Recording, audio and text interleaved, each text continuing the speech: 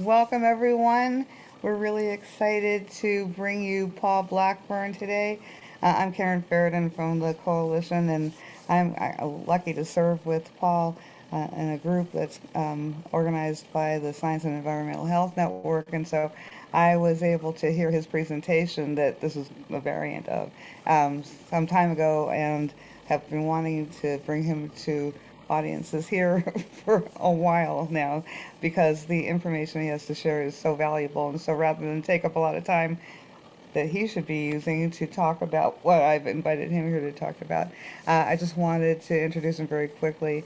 Paul Blackburn provides legal services on pipeline and renewable energy matters. He has worked on crude oil pipeline issues since 2008 and also has experience in renewable energy policy and development. Paul represented nonprofit clients in the South Dakota Public Utilities Commission hearing on the Keystone XL pipeline and in the Minnesota Public Utilities Commission hearing on expansion of Line 67, another Enbridge project. He has provided policy analysis and strategic advice on a variety of pipeline matters and authored reports on pipeline safety and oil spill response. And so with that, welcome, Paul. Thank you so much for doing this, and I'll turn it over to you. If you have questions, everyone, please put them in the chat. We'll get to them in the Q&A after. All right, Paul, take it away. Yeah, good morning, everybody. And it turns out this whole discussion of the 45Q tax credit is particularly timely because of the Inflation Reduction Act and the components of the 45Q program, with the amendments to the 45Q program in that act. A little bit of background, more background about myself. I'm a contractor with the Bold Alliance at present, and Bold Alliance is a group in the Midwest based in the Midwest that supports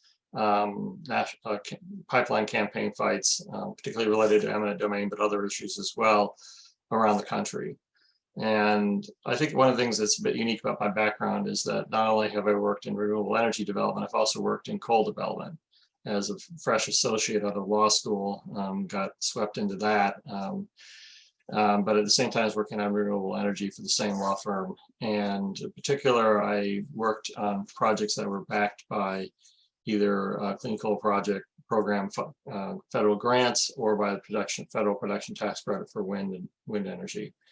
So, I worked very closely, intensely with contracting structures and financing and whatnot. So because of that, I look at these kinds of issues from a little bit different point of view, not quite so straight up policy, but a little bit more, how is this going to affect project development? So I'm going to share my screen and move into a presentation here. All right, so I've entitled this, about the 45Q tax credit, a federal pipeline development gold rush, and perhaps an Inflation Reduction Act steroids. And what I mean by that was a lot of this presentation was prepared before the IRA was announced, before the text was released, and so the IRA, if it is enacted and it's supposed to be voted on today, would significantly change a lot of some of the key terms of the 45Q tax credit program. And so I'll be walking through what it did and what the current law is and what the Inflation Reduction Act would do to change it. So what is a tax credit? Well, it's a tax credit is an amount of money that a taxpayer can subtract directly from the amount of tax owed. So when you do your tax returns, the bottom line, it'll say you owe, $1,000 in taxes. If you have a tax credit, you can just subtract that straight off that amount owed. So it's much more valuable than a tax deduction where you reduce your income. This is actually a one-for-one reduction in taxes. When folks talk about how the very wealthy can avoid paying taxes even though they make huge amounts of money, one of the ways they do it is through tax credits, and particularly different kinds of tax credit programs that are available only for practical reasons, only people that need huge amounts of tax credits to avoid paying taxes. This is one of the ways that they do it, this kind of program. So let me just take a step back. And, tax credits are essentially a way for, yeah, so how does tax credits work? That we probably all are generally familiar with the federal wind and solar tax credits. So for each megawatt of energy generated, the owner gets a deduction from their taxes. And there are many kinds of tax credits. There's low-income housing tax credits. There's tax credits for different other renewable energy. There's a lot of different sorts of them. And they're generally a way to try to get the people to take actions without directly paying them to do so, or having a government program to do it. The government could certainly just simply provide grants to wind energy projects if they decide to do this tax credit. And the reason for tax credits is because they're seen in DC as being politically more viable, because the conservative, folks who don't like taxes can see this as a way of reducing the tax load. Now, the flip side of that is that when you offer a lot of tax credits, there's less income to the government. And so that means that the people who get the tax credit pay less taxes, but then in theory, the rest of the taxpayers have to shoulder the burden of, the cost of the government. The other thing is that tax credits really, I have a series of blogs I should have said on the Bold Alliance website that talks about the 45Q tax credit in detail. And, I have an example there of, for example, if a county had a trash problem in its ditches and it wanted to pick up trash, it could just pay people to do it. But another way of doing it would be to say to people, if you pick up, 100 pounds of trash, you get $1,000 off your property taxes, and if the tax credit is generous enough, if it was like a penny a pound, then I'm not sure anybody would go out and bother doing it, because you get 100 pounds and you get $1 for it, not enough money to make it worth it. But if you, increase it up to the point where it makes sense, then it could be cost effective. But on the other hand, if you pay like $10 a pound, then 100 pounds would be worth $1,000. And at that point, probably everybody out in the ditch, because, just by picking up a couple hundred pounds, you could maybe reduce your property taxes pretty significantly. And, so the other thing is that tax credits can be targeted to specific political constituents. And depending on how well they're administered, they can also become opportunities for fraud. So, tax credits can be a useful tool, but they can also be a tool that can be incredibly abused and very corrupt. And, there are examples of that I think some people in Appalachia probably know about. For example, the coal washing facilities, where there was a lot of alleged fraud, and I think some found fraud, where coal companies would do some minimal processing of the coal and then claim a significant federal tax credit for doing it, which would reduce their operating costs. And even the 45Q tax credit there's been congressional allegations and evidence that it's been abused already, the existing tax. So that's roughly how they work. And I'm just going to take a step over here to another screen here. Just a second. So the 45Q tax credit was originally passed in, I believe, 2008 or 9, I forget right now, 2008. And it was only $20 per metric ton for sequestered carbon and $10 per metric ton for enhanced oil recovery, or EOR. That's where liquefied carbon dioxide is pumped underground. And it turns out liquefied carbon dioxide is a very good solvent. It kind of works like gasoline, like you can dissolve oil with gasoline. Well, you can dissolve oil with carbon dioxide. But it has to be fluid, liquid in state, and it needs to be pumped underground and essentially it soaks the oil out of rock layers. It's been used for decades as enhanced oil recovery. The sources for the CO2, almost like 90% of it has been natural geologic sources, where there's naturally available CO2 underground that can be drilled into and pumped out and compressed into a liquid and then sent to enhanced oil recovery facilities. So the technology's there. It's been around since I think the late 70s. And the main reason that it hasn't expanded, because enhanced oil recovery can get as much as 50% more oil out of the ground from an oil field that's otherwise considered to be dried up. So 50% increase in oil production. And the reason it hasn't worked is a couple things. One, it's expensive. And unless oil prices are quite high, as they are now, it isn't particularly cost effective. So at the low oil prices that most Americans love, it's not going to be used widely because it's simply they don't make enough money, because it costs a lot of money to collect CO2, ship it across country in a pipeline, pump it underground, and use all this expensive equipment to do that, and then let it soak for a long time, and then bring the oil and CO2 up, and then they strip the oil out and pump the CO2 back underground. So it's expensive. But the other reason, and one of the key reasons why enhanced oil recovery hasn't been used, is that they've pretty much committed all the natural geologic CO2 sources. There's a little bit left, but most of them are pretty well committed already to existing enhanced oil recovery operations. And the only place you can get CO2 otherwise is from human-made sources, from industrial CO2 polluters. So the oil industry, if they're going to use CO2 EOR on a large scale, needs a lot more CO2. It needs huge amounts. And the only place they can get that is from human sources, meaning from industrial facilities where the CO2 is captured and liquefied. And so in many ways, the oil industry's interests are coincidental with the carbon capture programs. And that's why, Congress could have established the 45Q tax program to do just sequestration. They only get tax credits if it's put underground and for permanent storage, but Congress didn't. Congress also provided this tax credit for enhanced oil recovery. And that's really why the program probably passed through Congress, is because it helps the oil industry. Now, like I said, the first tax credit was just $20 for sequestration, and then if you put it in enhanced oil recovery, it's just $10. And it provided some financial benefit to oil companies, but not that much. So not that many enhanced oil recovery facilities that took advantage of it. There were some, and essentially there were few, if any, just really pilot projects for sequestration, because $20 per metric ton was just too low for most for sequestration too.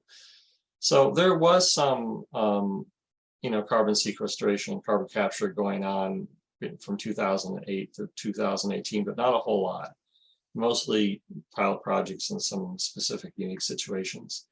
And then in 2018, Congress changed the 45Q tax credit to increase it from that 2010 $20, $10 ER ratio to $50 for sequestration and $35 for enhanced oil recovery. Well, what did that do?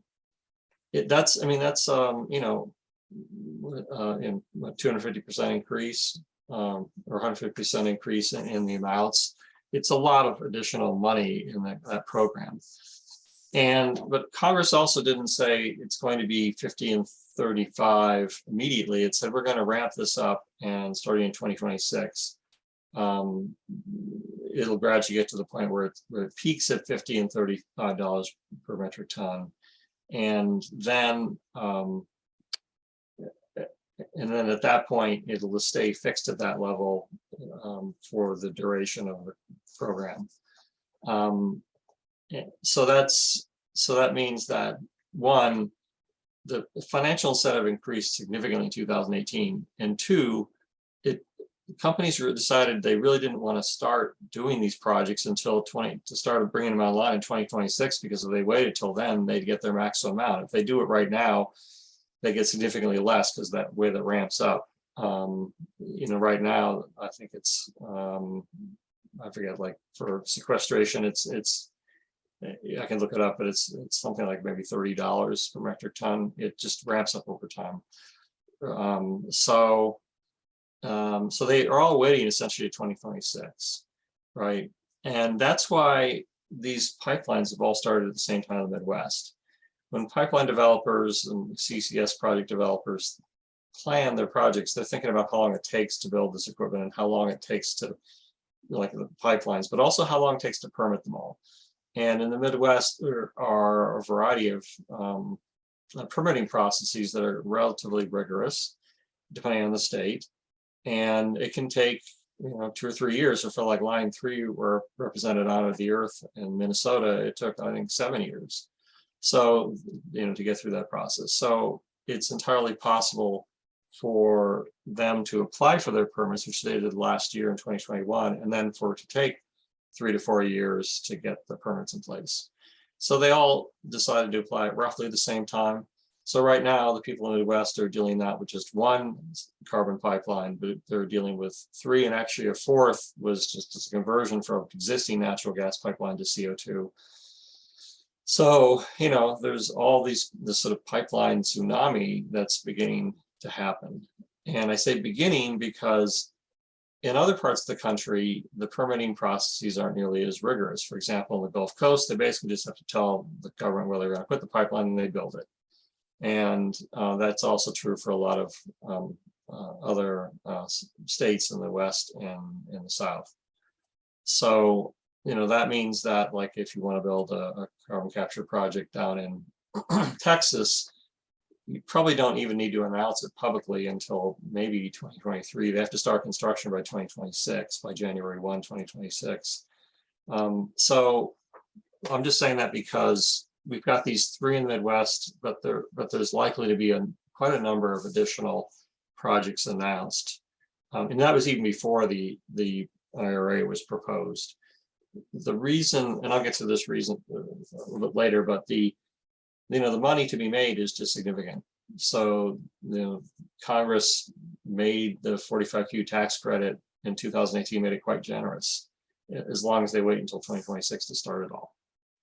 And just so everybody understands, the tax credit is provided to the entity that owns the carbon capture equipment and ensures sequestration or use.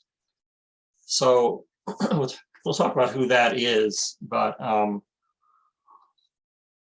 also the entity that owns the carbon capture equipment can transfer the tax credits to the entity that is the permittee at a sequestration well or enhanced oil recovery wells.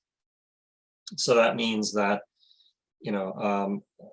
if an ethanol facility or a coal plant owned a CCS project and capture the carbon, it could ship the CO2 to either underground sequestration or to enhanced oil recovery. And it could also transfer the tax credits to the owners of that sequestration site in the EOR wells. So the tax credits can be sloshed around a bit, but we'll get into that more in a sec. So let's do that now. So the thing about who owns this equipment is that the IRS's rules are very flexible. Individuals can own the carbon capture equipment, corporations, partnerships, joint ventures, and the tax credits can be divvied up among all the various owners. And besides that, they can actually have different entities or different owners own different pieces of equipment within that facility. So they can break it up by piece of equipment or have corporations, partnerships, or joint ventures own that. And then the tax credits can be divvied up. So, for example, the Summit Pipeline, I believe an SEC, Securities and Exchange Commission filing, said that it currently has 464 owners. So when you think about the tax credits being claimed by to the IRS, each of these projects could have hundreds of owners that are claiming tax credits. And besides that, these owners could each individually transfer their tax credits to sequestration site owners or enhanced oil recovery owners.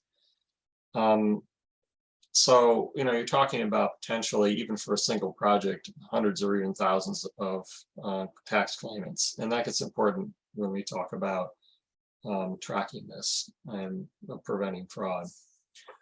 And just to be clear, the emitting facility, like a coal plant, wouldn't need to own the carbon capture equipment. It could, but it could also contract with a separate corporation to build the carbon capture equipment, and that separate corporation would own the equipment and then they would just simply pay the coal plant for the right to their CO2 stream. It's like they could just pay a coal plant cash, get the right to the CO2 stream, and then keep the credits for themselves. Or the coal plant could build a capture equipment itself and keep the tax credits, or transfer them to enhanced oil recovery. And the other thing about this is similar to wind and solar development, only in some ways more so, since burying carbon in the ground doesn't have any financial value. There's not a market for it. Nobody pays for it, generally speaking, except enhanced oil recovery. We'll get to that in a second. And that means that if it's a sequestration project, the tax credits essentially have to pay, generally speaking, for the entire cost of it, entire cost of the project. Now, compare that to a solar or wind facility where the facility is also getting money for selling the power that it generates. So, the IRA tax credit, I believe, for solar investment tax credit is 30%. But they make up the rest of the cost and earn profit by selling the power. Well, for a CCS project that's pure sequestration, there's no sales involved, so they have to have the tax credit behind it to pay for the whole thing. On that being said, for enhanced oil recovery, the oil companies would be expected to pay something for the oil too. So, and we'll get into this a bit more later, but so that means that if they send it to enhanced oil recovery, they get a tax credit plus a fee from the oil company. But anyway, when you think about all the people that could own the capture equipment and all the people that could own the sequestration wells or enhanced oil recovery operators, again, there's many, many kinds of corporations, and the corporate lawyers out there are, their whole job is to figure out how to make things work practically and how to get around rules, so that whoever needs tax credits and whoever wants to make money can do it. They can figure out a structure that'll make it work for different folks. So who's going to regulate this 45Q program? Well, this is a tax program, so that means that the primary regulator is the Internal Revenue Service. And Internal Revenue Service, section 26 CFR or USC 45Q is the statutory citation, and the regulations are 26 CFR 1.45Q. And so the IRS has its regulations, its rules, and it also has, just like everything else, it has a form for reporting these tax credits, and it also provides guidance and whatnot for that form and for just how the program works. The thing that's important here is that the tax form, and you all can look this up, I've got it in my link to it in my blog, I believe. Form 8933 for claiming these tax credits is all 2 pages long. And I forget if it's like, 8 check boxes and 16 boxes to fill out. And you don't have to even fill them all out. It's for some people, it'd be like check a single box and fill out 3 numbers and you're done with the form. So, there isn't much form to fill out to get potentially hundreds of millions of dollars of tax credits. Now, the IRS does require what it calls model certificates, where the people, seeking the tax credit have to provide more information about where they get it from and how much it was and how it got transferred, and if they're transferring it to a sequestration site, there's a bunch of stuff there. But I think the thing that's important to remember about these model certificates is that they're not standardized in terms of form, and there's no online data reporting. So if you're the IRS and you're getting hundreds, if not thousands, of 45Q tax credit claims, and the Form 8933 is just simply top line numbers, and and the model certificates are just does not standardized. People can use whatever form they want. They can use the models, they don't have to. If you're the IRS, you're going to try to track all this, and how are you going to get that into any kind of online data reporting to figure out what's going on? If there's thousands of people filing for it. And ultimately the oil industry would really like to create a nationwide market for CO2, so they can buy it for enhanced oil recovery all over the country. And there could be thousands, I mean, not only thousands, but potentially tens of thousands of claimants for the 45Q tax credit. There's no way that the IRS can take a bunch of PDFs and figure out what's going on in that kind of market situation without some kind of online data reporting and serious software, and to analyze what this market is doing. So, the IRS really is essentially taking all this on faith, as far as I can tell. And in terms of the technical enforcement of this, the IRS refers to the US EPA's Part RR reporting requirements for carbon and the Class 6 well program, which is there to protect water quality. And the EPA's programs and rules were never intended to be an enforcement structure for a tax program. And frankly, the EPA's rules really don't cut it for doing this. I put it doing this more in some of my blogs. So, and if they're going to try to enforce this program, it would have to be some combination of the EPA with the IRS working together. And I don't know, but I don't have a lot of faith that that kind of structure would work. Like I said, when the IRS doesn't have any, even online standardized reporting, and the EPA's regulations aren't designed to enforce this tax program, I think it's just going to be, nearly unenforceable program. And, that's given the potential size that we'll talk about, that's a real problem. So how much does it cost to capture carbon? Well, and this is really important. The carbon capture costs are highly variable. It's not like a one-size-fits-all thing. There are probably two factors about how much it costs to capture carbon. One is the concentration of CO2 in an emission stream, and the other is the presence of contaminants. So, for example, at ethanol plants, I believe the CO2 emissions, the emissions from an ethanol plant are somewhere between like 95 and 98% pure CO2. And at ethanol plants, there are some contaminants, but relatively few. For a coal plant, I think it's, I forget now, but it's much, much less. I mean, like maybe, I forget, 20, 30% or 30, 40%, something like that. Anyway, it's much less.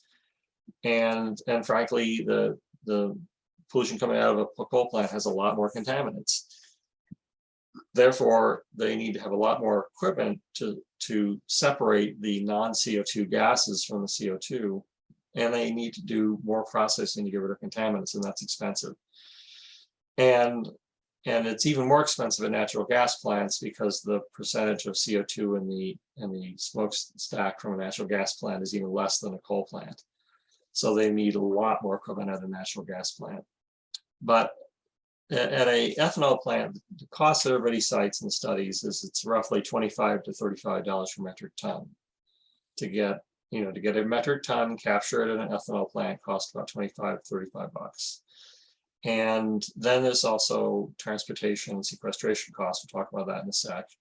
And at coal plants and gas plants, it's quite a bit more. It can be in oil refineries and cement plants. I mean, any fossil fuel, any CO2 emitting facility, it's typically going to be in the $50 to $150 range. Some of them a little bit less, and some perhaps more. So this is an example of this comes from a study that was put out in 2022, and it's sort of at the bottom of the page there. And it's a study that looked at the cost of carbon capture and storage in the Midwest and the Eastern United States. And it's based on, it basically did a survey of prior studies and analyses and more recent data about the cost of capturing carbon at coal and natural gas plants. So you can see in coal plant, and then also there's the pipeline costs and the storage costs. And the pipeline costs and storage costs are the same regardless of what the source is. So, but you can see here that coal, they estimated that at a minimum, it could maybe be $40 per metric ton, and the high is 72, and with an average of 55. But you can see with the current tax credit amount of $50 per metric ton, there wasn't really significant development at coal plants because the tax credit wasn't enough to pay for the program, to pay for the equipment, and provide a profit. I mean, they could do some pilot projects, but that was about it. It was just simply too expensive. With the tax credit wasn't high enough. And natural gas is even worse. You can see that the average estimated by the study for per metric ton was $84 per metric ton, the low of 52 and a high of 131. So, you know, there isn't any CCS at natural gas plants, so it just clearly isn't economic. Now, other facilities like cement, and steel plants, and whatnot have different kinds of ranges, oil refineries, and whatever. And there are some that even less than ethanol, natural gas processing plants, where after natural gas gets fracked, it comes up out of the ground with a certain amount of CO2 in it, and they strip the CO2 out to make the natural gas marketable. And some of those plants cost $15 or $20 per metric ton to get the CO2, to capture the CO2. So there's quite a range, a really great range in costs. And that's really significant to think of when you think about the IRA. So the IRA increases the amount for sequestration from $50 to $85 per metric ton, and for enhanced oil recovery to $60 per metric ton. Well, if your capture costs are, say, $30 per metric ton, and you're getting $85 levelized benefit, tax credit benefit over years, that's a $50 per metric ton profit margin, essentially. If you look at back of this and look at the numbers here for storage and for capture and storage, it's maybe $8 per metric ton. But if they don't have to, if the storage is on site, like it would be at some coal plants, then the pipeline costs are essentially zero. So, I'd say generally speaking, it could be, as little as it said over here, $3 per metric ton to transport and store it. And probably not at 13 is kind of an outlier, but probably more like 8. So $3 per metric ton. Add that to the 25 or $30 per metric ton for ethanol, and you're still going to make a significant profit margin. It could still be $40 per metric ton, which is a lot of money. So just the 3 new Midwestern CO2 pipelines alone under the IRA, under the prior law, the existing law, they would, over 12 years, they get about it's up to $23 billion over 12 years, which is how long they can claim it right now. That's a lot of money. And they claimed that it was profitable at that 50-35 tax credit. And with the IRA, by increasing it, they would now, over 12 years, get $40 billion. But remember, these projects were considered economically viable before the IRA. So that would be $17 billion, as far as I can tell, in pure profit. I mean, that's really stunning. That's a lot of money for these projects, and for no good reason, because they don't need it to encourage development or to support development. It's just a giveaway, as far as I can tell, from Congress to these pipeline companies. It just makes no policy sense. I think it's indefensible to have a variable cost for carbon capture and provide a fixed cost benefit that's designed to pay to support high cost operations, because the low cost guys get tons of dough for no good reason. And so that $40 billion, when people look at the IRA and they're doing their estimates, that's just the first 3 new pipelines. There could be dozens of new pipelines for CCS proposed, especially in the Gulf Coast. So, I think that the 45Q tax credit program could balloon under the IRA into a multi-$100 billion tax benefit program for, CO2 emitters. I mean, after all, we're paying CO2 emitters for their CO2. We're not charging them a fee for it like a cap and trade program. We are paying them for their, a dollar value, giving them money so they produce CO2. Now, it was supposed to sequester it or put it underground for enhanced oil recovery, but, essentially making it an asset for them. It's a really significant change in their world. Now, here's some numbers showing what these first 3 projects would do. These are based on the maximum design capacities of these projects, and probably they would start operations more like 60 or 75%. So, you know, in your mind, you could cut these numbers back somewhat, but still. So if you look at what they would get under the $50 per metric ton sequestration credit, altogether they get roughly $2 billion, $1.95 billion, $1 billion per year. That's per year. Under the IRA, they would get, maximum of 3.3 billion per year. Now, let's say they don't start at the full amount. Let's say they start at like 75 or 70% of what their project costs, or what their capacity is for the pipelines. They could still get $1 billion, these three pipelines together, $1 billion per year, as far as I can tell, in pure profit. I mean, that's the column over here, the annual increase. And then looking at that again, it's $40 billion over the course of 12 years, which is the current length of the program, which could be extended. Again, that's, you do the math, and from 23 to 39.7 is, $17 billion in profits just for showing up, essentially. I mean, that is the kind of subsidy we're talking about to these industries. Now, so that's why the one size fits all is a real problem. And let's look also at how much typical coal plants would do. So what I did was I added, I took the 26 largest coal plants in the region where I work, in Illinois, Iowa, Wisconsin, Nebraska, North Dakota, South Dakota, Minnesota. And just as examples, I'm not saying they would all put in CCS. I'm not saying that it would all happen instantly, because it won't. But just to provide a good sample set of plants that would do this. And they range in size from plants that emit as little as $1 million. That was my kind of cutoff.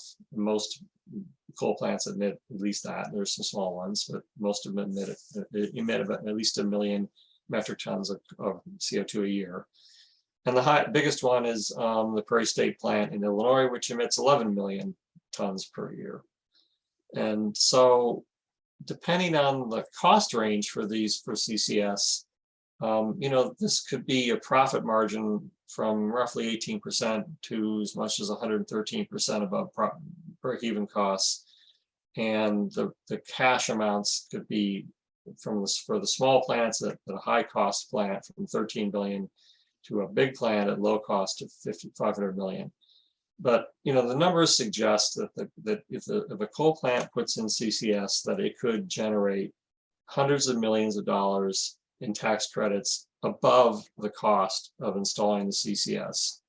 So that would be essentially subsidy. That would be just simply, pure profit going to subsidize the cost of that coal operation.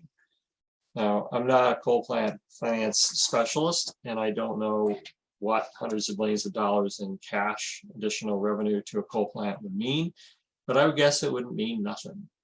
So I think there's a chance that the 45Q tax credit amendments under the IRA could result in significant cash flow going to the coal industry if they install CCS. We already know in North Dakota that the Milton Young plant has proposed Project Tundra, did last year, a CCS project, and they already have their Class 6 well permit. We know that the gasification plant near Beulah, North Dakota, has applied for sequestration of wells, Class 6 well permits, which means they'll certainly soon apply. They already do capture CO2, and they ship it up to an enhanced oil recovery facility in Canada. And I would expect that the plants in North Dakota, the other ones, will start investigating. They are already doing this to figure out whether they can start CCS, because this is simply a huge amount of cash at stake. And a coal plant executive would look at these opportunities to make a lot of money, and they probably think they have no choice, but they would necessarily worry about that. But they would they would want to do these projects because there's just so much potential federal tax credit on the line. So, so thank you with this. And, there's just so much going on with this program, and there's so much money at stake. And again, I come at this partially from having a project development background, partially from knowing a fair bit about liquid pipeline regulation. And, I don't think that Joe Manchin, you hear a lot of people saying, well, the IRA is going to make renewable energy so cheap, it's going to drive fossil fuel development under. I don't think Joe Manchin's dumb enough to do that. I don't think his constituents will let him do it. My fear is that he knows how this project finance stuff works, or if he doesn't, his finance people do. They pick the $85 and $50 and $60 EOR amounts for a reason. And those reasons probably are because it'll provide significant subsidies to fossil fuel industries who want to do that. And again, we're not talking about just coal and natural gas. We're also talking about oil refineries, ethanol facilities, fertilizer plants, anything at cement plants, steel plants, anything that produces CO2. They can get tax credits for if they put in capture facilities. Now the Canadians don't seem to be quite as dumb about this.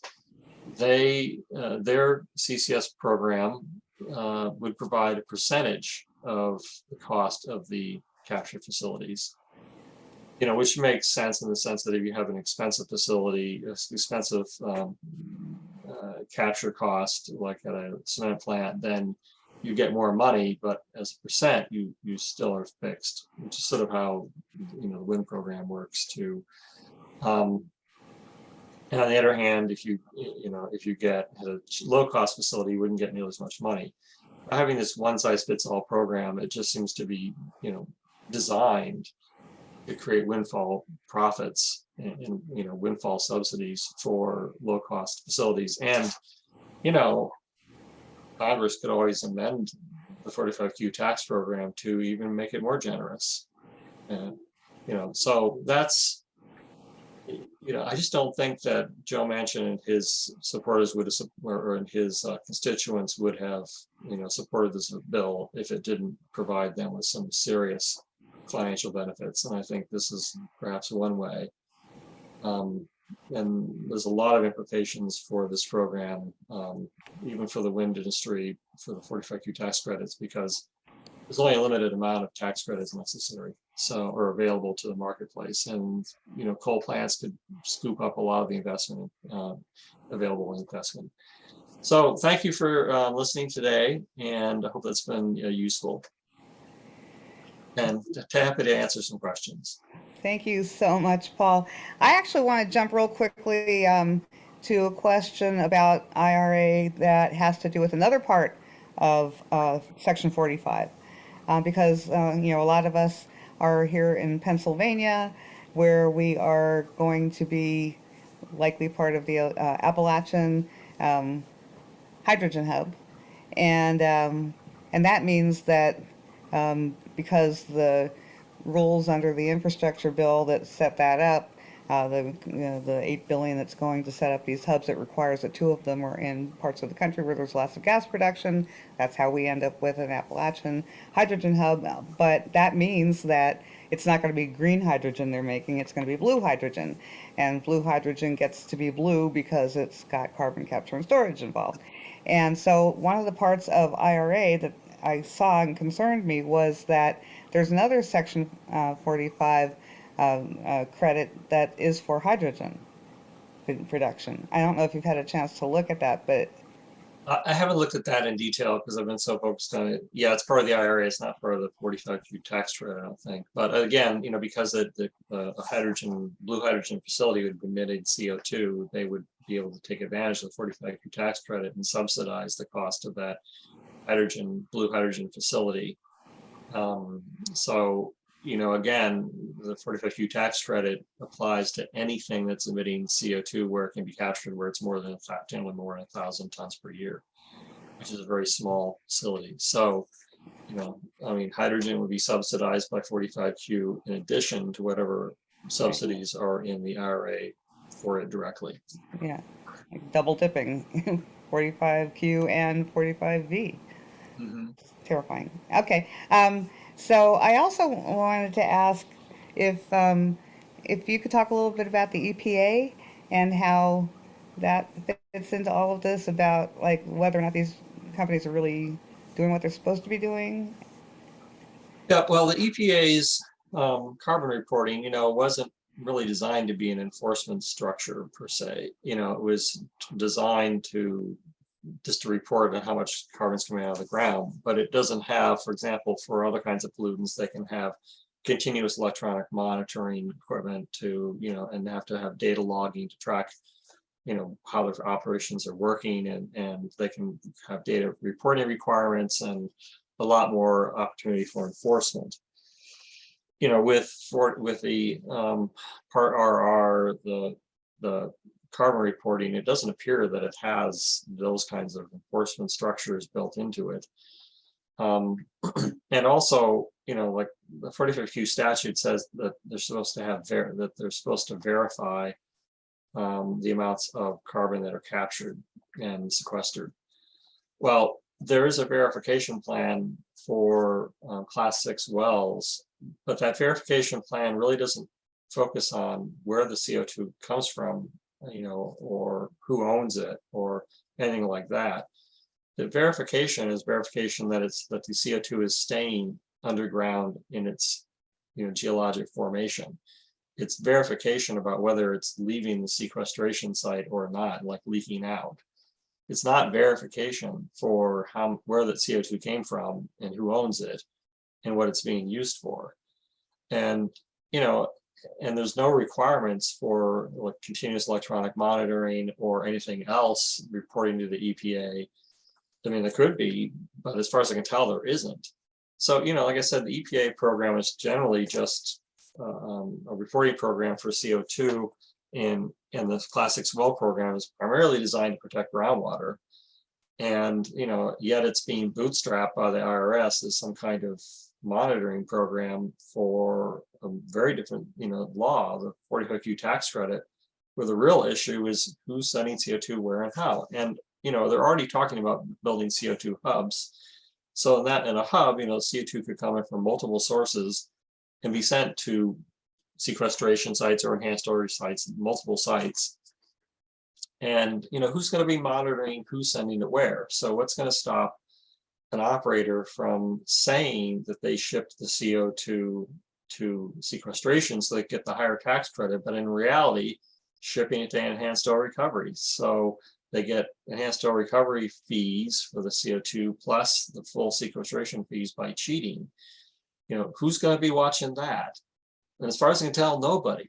You know, that there's not going to be, like, the IRS doesn't, as I said when I blogs, they don't do science thingies. You know, the IRS does dollar numbers. You know, they don't do sciencey numbers. The IRS isn't going to present people in, you know, to have monitoring equipment at these hubs or the pipelines or the sequestration sites. And I don't think the EPA could do it, but the rules don't require it and don't have provisions for that kind of monitoring.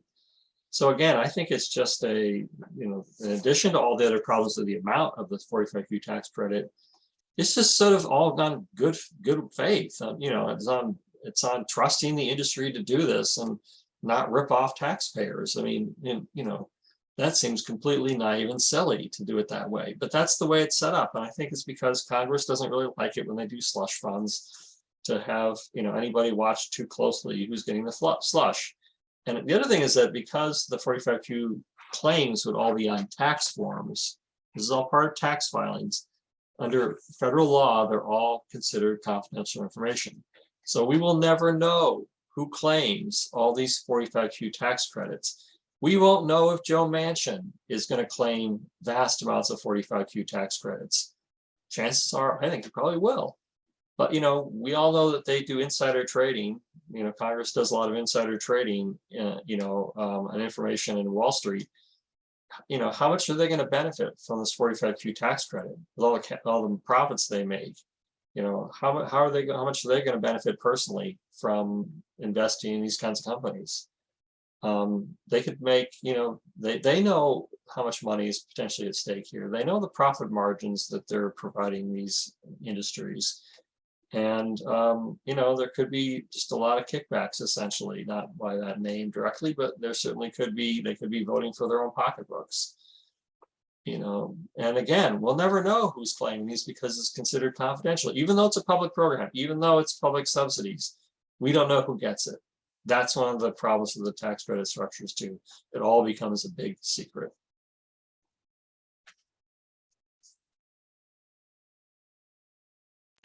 Mary had asked some questions in the chat, and the first couple had to do with is it the possibility of repurposing uncompleted natural gas pipelines or other pipelines to use as carbon pipelines. Is that possible? And that is an issue that recently come up. We've been hearing about the possibility of refurbishing older natural gas pipelines that are completed to use as carbon dioxide pipelines. So could you speak to that a bit? Sure. Well, there is one project right now that's been announced. It's called the Trailblazer Project. It's owned by Tallgrass, which is a natural gas pipeline company, and it goes from Wyoming to eastern Nebraska. And right now it ships natural gas from the Rockies region to a hub in Beatrice, Nebraska, I believe. And then from there, it gets distributed all through the upper Midwest. And what they want to do is shut down that pipeline for natural gas use. And there's a hearing at FERC about that right now. And then convert it to carbon dioxide and reverse the flow. So it would bring carbon dioxide from eastern Nebraska and other places. They build a bunch of connector lines, and then ship it to Wyoming. And Wyoming already has an entire pipeline corridor that's been approved by the federal government on federal lands. There was an EIS process for that a couple of years ago. So that Wyoming already has all its corridors set up for CO2 pipelines, and they have a lot of oil fields. And so they're planning enhanced oil recovery in there as well as sequestration. So that's a project that's been proposed. Now, there's a couple of important things about gas pipelines. One, they have lower volume, so they don't have quite the same risk in terms of a rupture. Not as much comes out as if it's a liquid CO2 pipeline, but it's still a risk. But the scary thing about gas pipelines, about these gas pipelines, is that natural gas pipelines are not made to operate at the same high pressures as a carbon dioxide pipeline. So they'd have to operate, if they convert a natural gas pipeline to CO2, that has to be a gas CO2 pipeline. The new pipelines they're proposing are liquid CO2 pipelines, so they compress it even more. But a gas CO2 pipeline, isn't going to move as much.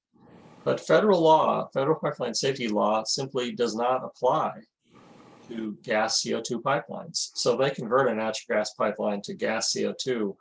There are no federal pipeline safety standards that apply to it. Congress told PHMSA, Pipeline Hazardous Materials Safety Administration, to regulate gas CO2 pipelines. PHMSA did a study, a report, decided not to, and just didn't. So if they convert a natural gas pipeline to CO2 pipeline in your area, there are no safety standards, federal safety standards or state standards that apply to it, period. The companies can just do whatever they want in terms of safety standards. And, PHMSA recognized that this is a mistake, and they're now said they're going to start a rulemaking. But who knows how long that'll take? 5, 10 years? I mean, federal rulemakings take forever, especially if the industry sues on them. Or sometimes they're horrible environmentalists, but it can take a long time. So that means that it's possible for natural gas pipelines, new or old, to be converted. And if they are, there are no safety standards that apply to their operation. That's the way it is right now. I mean, that's terrifying because in that case, we're talking about the ones that are already built. Yes. And so I'm just comparing this, and PK is on here. She's from the Mariner East fight. And it's so similar in, redirecting the route of an old pipeline that was 80 years old, 85 years old, more now. So there was some amount of regulation that needed to occur. There were some upgrades that needed to occur in order to swap out pumping stations and things like that. And so that is the reason why they ended up regulated it all. They almost volunteered. They were in a similar situation, in other words, that there were no rules that applied to them, but they actually sought out sort of being regulated so that they could then qualify for eminent domain. So they could sort of achieve that. And so I'm wondering if that's one avenue that's open to us to fighting these things, that without any rules, they also don't have the power of eminent domain. They have to get that from somewhere. Is Yes. that a way to fight these? I think that there's a lot of opposition based on eminent domain, and I see in the chat a question about whether states could regulate safety of these pipelines, and I think there's my guess is probably no, because the federal courts have said that the field of pipeline safety, field of preemption applies, meaning that everything related to pipeline safety is federally regulated, interstate pipelines anyway, and for these, the CO2 pipelines, Congress said to PHMSA, you have jurisdiction, and PHMSA just basically dropped the ball, but because Congress has said that PHMSA has jurisdiction, and I don't think a state could come in and regulate them either. I mean, we've got a significant regulatory gap, and I think that's one of the reasons why PHMSA wants to do the rulemaking, is they know that it's on them. I mean, if they don't, then states couldn't, I don't think. I mean, somebody might be able to figure out other arguments for that, but we shouldn't assume that states would be able to regulate those pipelines. So, the way it worked here was Public Utility Commission.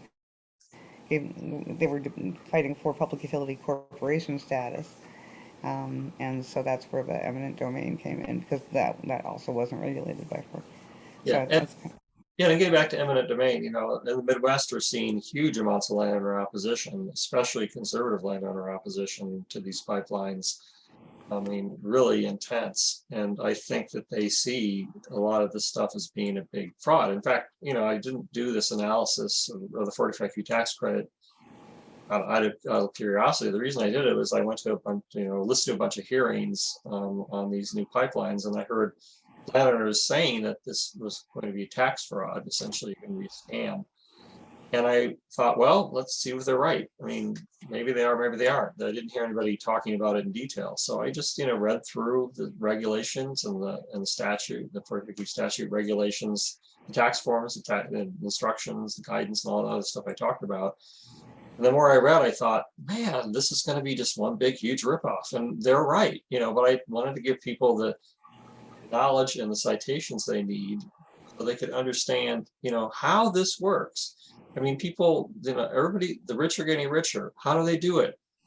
Through these kinds of detailed structures. The 45Q tax credit statute is very difficult to read, and the regulations are very difficult to read and understand. Even as a lawyer, it's a difficult, challenging task to undertake.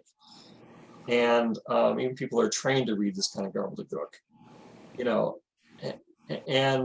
but the more I read, the more I understood, all the criticisms I had of it. It just looks like, a giveaway with regulation on good, with IRS oversight, basically trusting it'll do the right thing.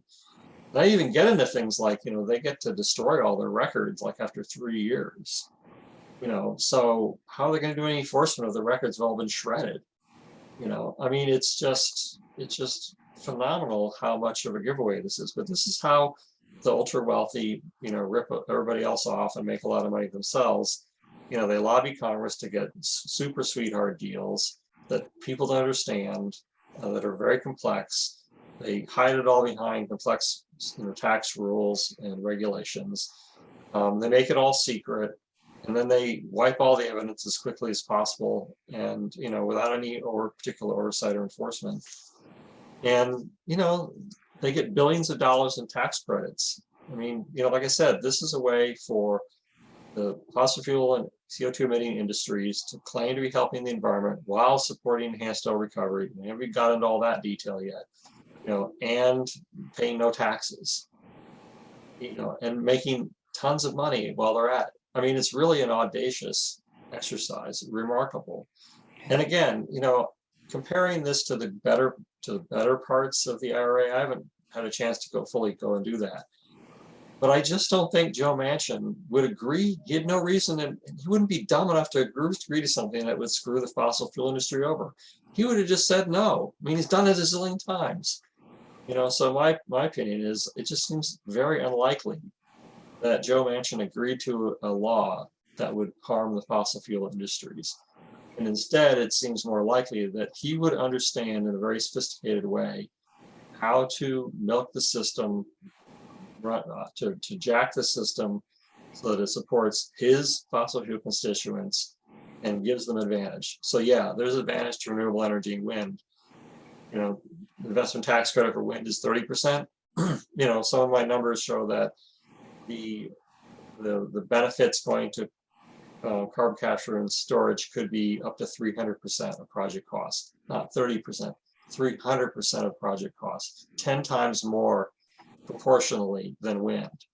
Now, I don't think it'll be quite that high, and there's a lot of issues. These numbers are much more complicated. But, you know, but really, my analysis is intended to say, look, you know, we should take a step back and really look hard at these numbers, look hard at how this is likely to roll out in the financing for how this is going to affect wind and solar and fossil fuels. Because just these back of the envelope numbers suggest the subsidies to fossil fuel could be stunning. And again, you know, it's a horse race. It isn't about the absolute amount of money that goes to wind and solar. It's about the relative amount of subsidy that goes to wind and solar and carbon capture. You know, the fossil fuel industries are getting higher levels of subsidy and the investor and higher profits. Then the investors are going to go to the high profit projects first. And if that's fossil fuel, that's where they'll go. You know, I mean, I think there'll probably be a mix, but I don't see that, you know, IRA is likely to, you know, provide so much benefit to wind and solar that it overcomes these 45Q tax benefit amounts. I don't think that most of the analysts looked at the cost of carbon capture and looked at the studies and said, what does $85, $60 per metric ton mean? You know, and again, enhanced oil recovery operators are would pay for the CO2 in addition to the tax credit, and the amounts that I've seen estimated are $25 to $40 per metric ton, or the oil industry would pay for the CO2 in addition to the $60. That means, you know, in some places they get $60 tax credit, plus they might get $30 per metric ton or $40 per metric ton for the CO2. So $90 to $100, you know, or if is the benefit to like a coal plant if they ship to enhanced oil recovery facility, even more than the sequestration amount. You know, because people could say, well, $60 for enhanced oil recovery is less than $85 sequestration, so therefore, you know, the oil industry would, or the carbon capture folks would want to send it to sequestration first because they make more money. That's not the way the system works, because they would also get paid by the oil industry for that CO2. The oil industry just has to beat the spread. So 60 to 85 is $25. As long as the oil industry pays more than $25 for that CO2, they can outbid. The sequestration folks will make more money sending it to the enhanced oil recovery. So the way that spread is made is designed to support enhanced oil recovery. And I'll also just say that, you know, they want to do this national carbon market. Well, there's no carbon market for sequestration because the price is fixed. It's $85, right? There's not a market there. But the amount of the oil industry would pay for CO2 is variable. That could be a market. So when they talk about doing a nationwide carbon market, they're talking about setting up a nationwide CO2 market where CO2 be shipped all over the country. And you can look at the Princeton study and it shows where they ship it all down to Texas and all that stuff. You know, and they would set up this market and then be able to buy, sell, and trade CO2. And as long as they can, you know, the fee they pay for that CO2 is more than $25 a metric ton, they can get it for enhanced oil recovery. That's the way the system is set up. Now, the oil industry actually needs sequestration. Why? Because CO2 sequesters, the capture facilities, are, you know, grinding away like at a power plant, producing CO2, producing energy in CO2, and they're doing that at a variable rate, but pretty steady over the course of a year. Enhanced oil recovery operations don't require CO2 in a steady stream. Enhanced oil recovery operations typically pump a whole bunch of CO2 to the ground, let it soak for weeks or months. And then they do it again and again and again, and they supplement it. But that means that they need a lot of CO2 up front, and then they do some supplemental CO2 additions later. But, you know, so the oil industry needs the CO2 in a very different regimen and rates and times than it's going to be produced.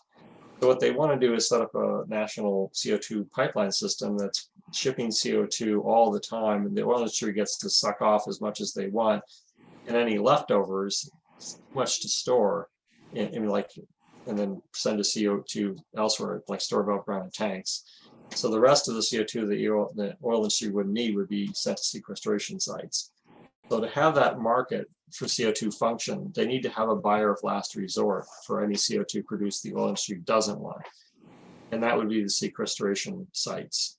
So that's why, so to get that market to function, they need a buyer of last resort. And that's essentially what the carbon sequestration $85 per metric ton amount does, is it guarantees that many sequestration or carbon capture sites will make enough money on all the CO2 produced that they will stay in business.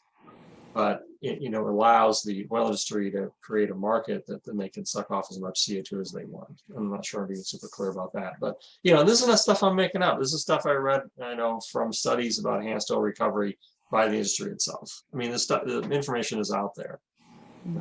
It's not my speculation. This is what experts in the EOR industry are saying, and it is a huge amount. And also, I didn't mention this, but typically the ratio of carbon that goes underground for enhanced oil recovery, the amount of CO2 they pump underground to get oil out of the ground, the amount of oil that comes back up, the CO2 in that, about 2 to 3 metric tons of CO2 come out of the ground for every CO2, or come out of the ground in the form of oil, for every ton of CO2 that's pumped underground in an enhanced oil recovery operation. So it's not always the case. Sometimes facilities end up doing more of a 1-to-1 ratio, but the oil industry's purpose is to keep their costs down. So they're going to use CO2 as little as possible, get as much oil as possible out. That's just the way they're going to work. So, all the CO2 could be pumped underground and left there, but there's no rules anywhere that anybody has to offset the oil, the CO2 that comes out in the form of oil. Right. So, it's like I said, it's a way for fossil fuel industry to say they're helping the environment while supporting the oil industry's next wave of development after fracking, which is CO2 EOR, and not paying any taxes while making a lot of money. I mean, it is like a remarkably audacious program. And again, I think that's why Joe Manchin voted for it, because he had to. I mean, it's so sweet for him, I think, but he had to. I mean, I'm sorry, but and maybe I'm wrong, and maybe the IRA will do much more for renewable energy. I just don't think he would have signed it if he would have, he would have kept saying no. He wouldn't have signed it if it would hurt his constituents. I mean, I could be wrong. We'll see. I hope I am wrong. I hope I am. I hope that the IRA does what everybody says it's going to do. But again, I'm looking at project level data, and as soon as I saw that 85, I thought, holy crap, that's just a lot of money coming to these projects. It's a huge amount of additional just for these new first few projects. Now let's look at the rest of the fossil fuel industries and see what it would do for them. And I haven't seen any detailed analysis in all this IRA stuff that's going around the web right now. I haven't seen that level of analysis at project level to say what would happen at oil refineries, what would happen at coal plants, what would happen at natural gas plants, given the $85 per metric ton, 80/60, tax credit. That's what's going on with that.